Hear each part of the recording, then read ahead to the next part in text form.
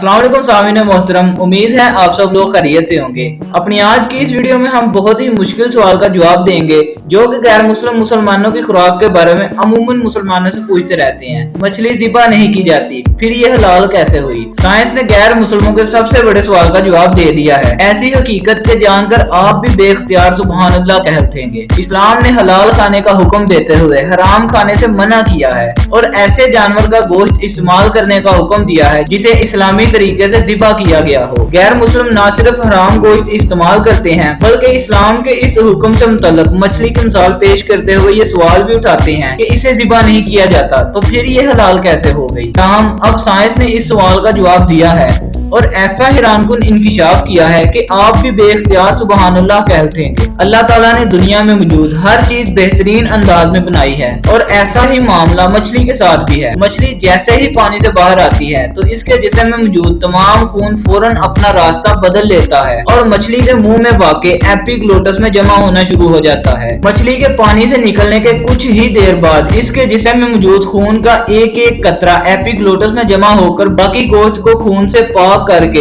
इसका गोश्त खालिस और हलाल कर देता है। यही वजह है कि मछली को ज़िबा करने की जरूरत बाकी नहीं रहती और जिस दौरान मछली का गोश्त बनाया जाता है तो एपिग्लोटस को भी निकाल दिया जाता है। इस्लाम में हलाल करने का मकसद जानवर के जिस्म में खून का मुकम्मल अखराज और गोश्त को खून से पाक करना है। यही नहीं, साइंस ने इस्लाम के हलाल खाने के हुक्म के पीछे छुपी हुई हकीकत भी आश्कार की है जिसके बायस गैर मुस्लिम भी हक्का बक्का रह गए, क्योंकि जब किसी जानवर को ज़िबा किया जाता है तो उसके दिल और दिमाग का राब्ता खत्म नहीं होता और दिल जानवर की वरीदों और शरियानों में मौजूद तमाम खून के बाहर निकलने तक धड़कता रहता है और इस तरह इसका गोश्त खून से पाक और हलाल हो जाता है। दूसरी जानब जब किसी जानवर को गैर इस्लामी तरीके से यानी झटके वगैरह के जरिए हलाक किया जाता है तो इसका दिल भी फौरन धड़कना बंद कर देता है और यूं जिस्म में खून का अखराज हो ही नहीं पाता। साइंसदानों का मानना है कि मुख्तलिफ किस्म की संगीन बीमारियां पैदा करने वाले जरासीमों और बैक्टीरियाज की अफजाइश के लिए खून बेहतरीन चीज है और जब जानवर के जिस्म में खून का अखराज नहीं होता ये गोश्त को ही खराब कर देता है और जब इंसान इसे खाते हैं तो बहुत सी बीमारियों में मुब्तला हो जाते हैं। सुबहान अल्लाह ताला।